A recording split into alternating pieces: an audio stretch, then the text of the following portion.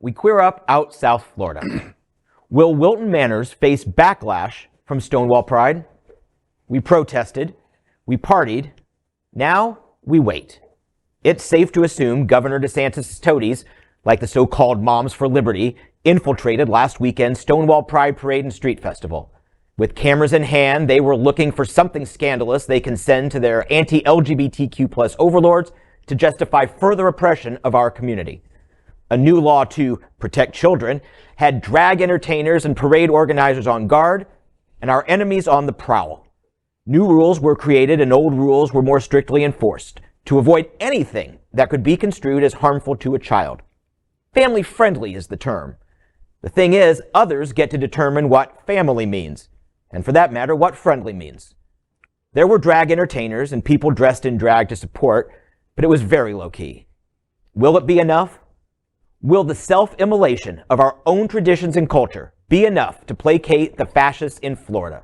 Or will some out-of-context snap or video be enough to have FDLE send officers here to remove city employees or officials for allowing it?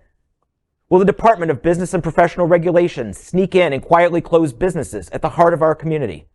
Stonewall Pride is over, but the fight against the evil all around us is just beginning. For now, we wait. Whatever happens out South Florida, will bring you the latest on how our community fights back. It's nerve-wracking.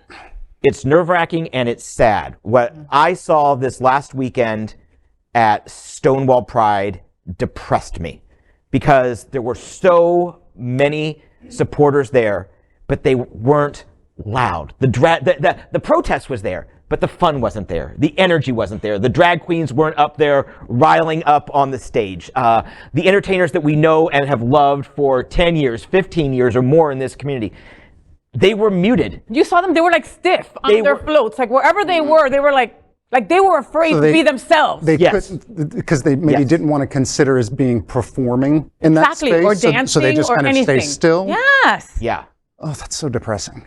It is very depressing. And it's frightening that we have acquiesced as far as we have. And for the sake of our community, we need to start building back now so we can get back to our traditions. This is our culture that's on the line. Yeah. They are killing our culture. One law, one pride, one event at a time. Yeah. We have to stand up and say no. Look, and there were a lot of people there. There were a lot of people for the rain, etc. Right? But for those of you who let the rain stop you, shame on you. Okay? Because that was the time to really. We should have been out there no matter what. We were out there no matter what, and it was pouring. In heels and makeup. In heels and makeup. That was the time for you to be out there. I hope that doesn't happen July 2nd for the We the People March. You know, like if it rains, you homos better get out there. We need to be out there. She's talking to you. I am talking to you. Well, I have a plan. Okay. I have a plan to fight this. All right. An umbrella? My plan is that because this law, the way that it's written, is so vague and so overbroad, that we need to infiltrate all the homophobic, like the largest demographics of homophobic festivals. We need to go to the biker festivals. We need to go to everything that could be considered not family friendly. And we need to get that footage. We need to go to Mardi Gras. We need to go to all these other places to show. So we need to bury other places for us to get ahead? No, I mean that when I think that we need to make the case that it is something that is targeted against us and that it's not about family friendly. I'm not sure everybody, viewers will, especially our younger viewers, will understand. But that is a very Larry Kramer observation, because that was exactly what ACT UP said in 1992. Nope, we're going to smash it right into your face. And that's exactly what they said. Do you know who Larry Kramer is? Vaguely. Okay. Not like you do. Okay. All right. All right. One other thing that I want to say in terms of the feelings that you said about Saturday, if it's true, and I think it is true, then can we at the same time saying that this is the energy and the protest and what the vibe at Stonewall Pride was, and it could be representative of any pride in Texas or Florida, certainly, but let's say in Florida. If it is true, and I do think it's true, let's give credit to Governor DeSantis, presidential candidate DeSantis. We've gone into halftime and he's ahead by 14 points. That's what's happened. He's winning the game right now, and we're at halftime because that's what he was able to accomplish on Saturday. That's exactly what he wanted to accomplish on Saturday. Ahead of who? in terms of marginalizing the control of the LGBTQ community. He's accomplished what he wanted to do. The vagueness of the law, the vagueness of displaying genitals. Who displays their genitals? Come on, they didn't do that before. Last year at Stonewall Pride, they did not do that. No. He's won going into the locker rooms of halftime. Now, the question is, what is our community going to do coming out of the end of halftime for the next 2 quarters, which is your point. I hope on July 2nd. And we've got like 25 things over the course of the next 15 months. Are we going to show up or are we not? Are we going to play the second half or are we not? If not, we know what the outcome of the game is right now at halftime while we sit in the locker rooms. We've lost. We're getting our asses kicked. Yeah. And Stonewall Pride is a reflection of that. We love Stonewall Pride. But your feelings are a representation of where we're at. Let's start there. One other thing that I want to say, there is a ray of hope. The ray of hope, frankly, was not Stonewall Pride to me on Saturday. I'm right there with Faye. We sat and watched it. Our eye is just evaluating what we're watching. We're not in it. We're sitting outside the fishbowl watching it on that main stage. The next day I went to our house. Our house and our beloved Athena Dion. It was the first time that I have been there since the dust up with Department of Professional Regulation that we talked about and their attack on their liquor license, etc.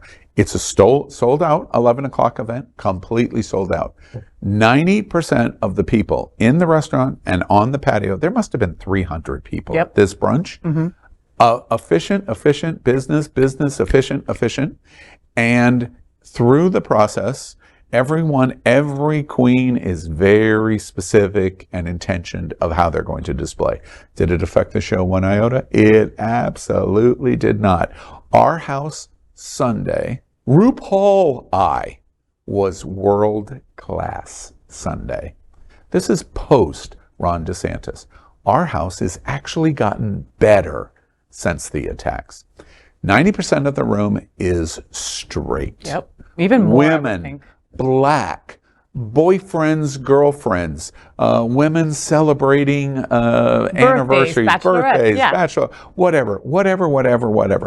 They start one of the big anthem songs, This Is Me, or one of those songs, and the entire crowd, not the gay people, all of the straight people get into This Is Me or the song that they were playing that represents it, and then the room just spontaneously starts chanting, gay, gay, gay.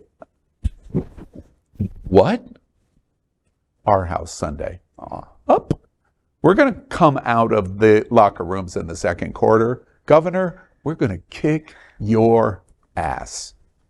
That was Stonewall Pride.